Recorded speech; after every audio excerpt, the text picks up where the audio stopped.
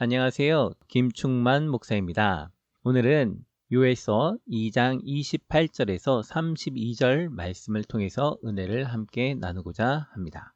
그 후에 내가 내 영을 만민에게 부어주리니 너희 자녀들이 장래 일을 말할 것이며 너희 늙은이는 꿈을 꾸며 너희 젊은이는 이상을 볼 것이며 그때에 내가 또 내 영을 남종과 여종에게 부어줄 것이며 내가 이적을 하늘과 땅에 베풀리니 곧 피와 불과 연기 기둥이라. 여호와의 크고 두려운 날이 이르기 전에 해가 어두워지고 달이 핏빛같이 변하려니와 누구든지 여호와의 이름을 부르는 자는 구원을 얻으리니 이는 나 여호와의 말대로 시온산과 예루살렘에서 피할 자가 있을 것이며 남은 자 중에 나 여호와의 부름을 받을 자가 있을 것임이라. 그 후에는 언제입니까? 하나님의 징계로 인해서 이 땅이 고통 가운데 신음하고 있을 때입니다. 하나님께 회개하여 사람들이 부르짖으며 주님을 찾을 때 하나님께서 역사하시는 때입니다. 메뚜기 재앙이 와서 그들이 먹고 쉬는 것을 쓸어버렸습니다. 그러나 이제는 하나님께서 그들의 기도를 들으시고 응답하셨습니다. 그들에게 하나님의 영을 부어주십니다. 어떻게 부어주셨냐면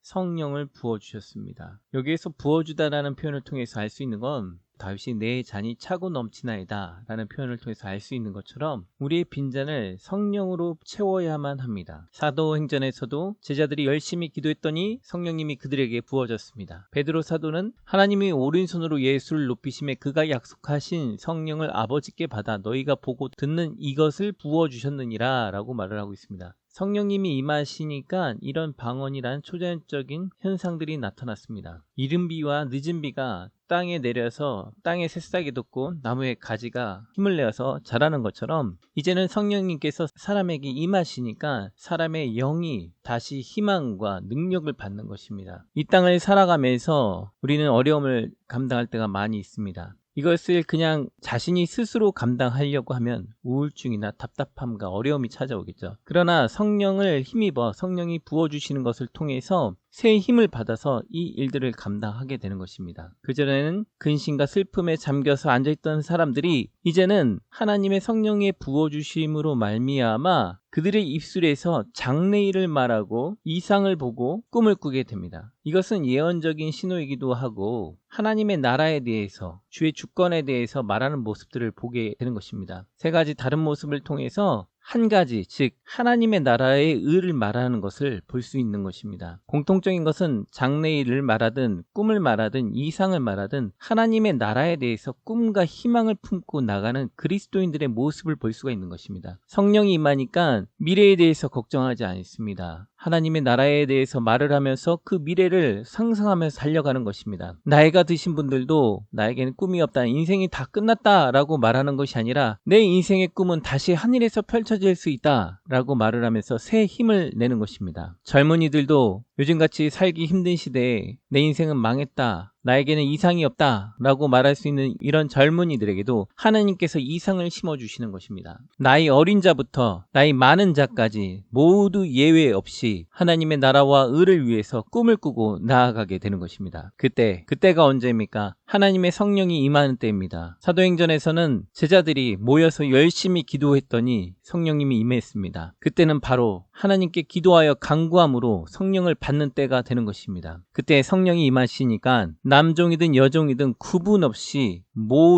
모두에게 성령이 임하시는 것을 볼 수가 있는 것입니다. 남녀 차별이 없는 것처럼, 신분의 차별이 없는 것처럼 선지자에게만 임했던 하나님의 말씀과 은혜와 그 성령의 역사가 이제 신분을 초월하여서 모든 자들에게 성령께서 동일하게 임하시는 것을 볼 수가 있습니다. 모든 종족, 모든 사람들에게, 전 인류에게, 이스라엘 백성에게만 있는 것에서 떠나 모든 사람들에게 성령이 임하는 것을 볼 수가 있게 되는 것입니다. 주께서 이적을 행하십니다. 하늘과 땅에 이적을 나타내십니다. 하늘과 땅도 주님의 다스림 가운데 있다라는 것입니다. 피와 불과 연기 기둥입니다. 즉 하늘과 땅도 하나님의 심판 가운데서 예외일 수가 없습니다. 여호와의 크고 두려운 날, 주님이 임하시는 그 날이 이르기 전에 하나님이 오시기 전에 해가 어두워지고 달이 핏빛과 같이 변한다고 말씀하고 계십니다. 마태복음 24장 29절 그날에 환난 후에 즉시 해가 어두워지며 달이 핏빛을 내지 아니하며 별들이 하늘에서 떨어지며 하늘의 권능들이 흔들리리라. 그때 인자의 징조가 하늘에서 보이겠고 그때 땅의 모든 족속들이 통곡하며 그들이 인자가 구름을 타고 능력과 큰 영광으로 오는 것을 보리라. 해가 어두워지고 달이 핏빛으로 변하면서 주님의 심판을 강조하고 있습니다. 아주 무섭고 떨리고 굉장히 공포스러운 심판입니다. 주님을 찾는 자에게는 은혜의 심판이지만 주를 대적한 모든 자들에게는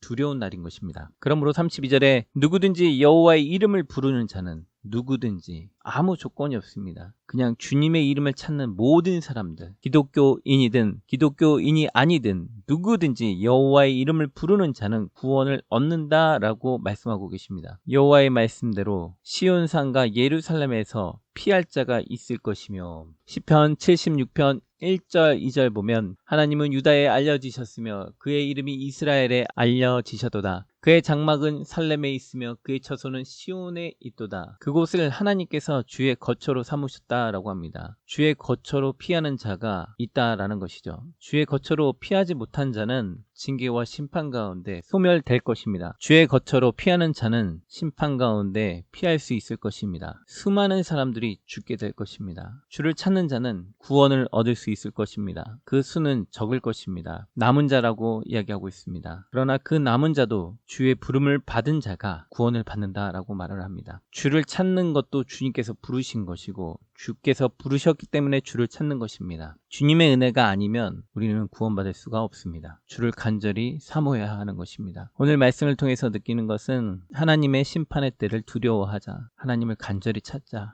그러면 주께서 성령을 부어주신다. 그러면 주님께서 우리를 주의 거처로 피하게 하시고 우리를 보호하시고 구원하실 것이다. 표적과 기적, 그것은 바로 성령이 우리에게 임하시는 것이 표적과 기적이다. 공포의 날도 우리에게 표적과 기적이다. 그 공포의 날을 잘 피하도록 열심히 기도하고 주님을 찾자라는 것을 느끼게 되었습니다. 여러분들도 하나님 말씀 가운데 주님을 더욱더 두려워하고 주님을 더욱더 사랑하며 더욱더 나아가는 저희가 되었으면 좋겠습니다. 감사합니다. 구독과 알람을 통해서 하나님의 은혜를 함께 나누었으면 좋겠습니다. 또한 다른 분들과 공유함으로 하나님의 은혜를 함께 나누었으면 좋겠습니다. 감사합니다.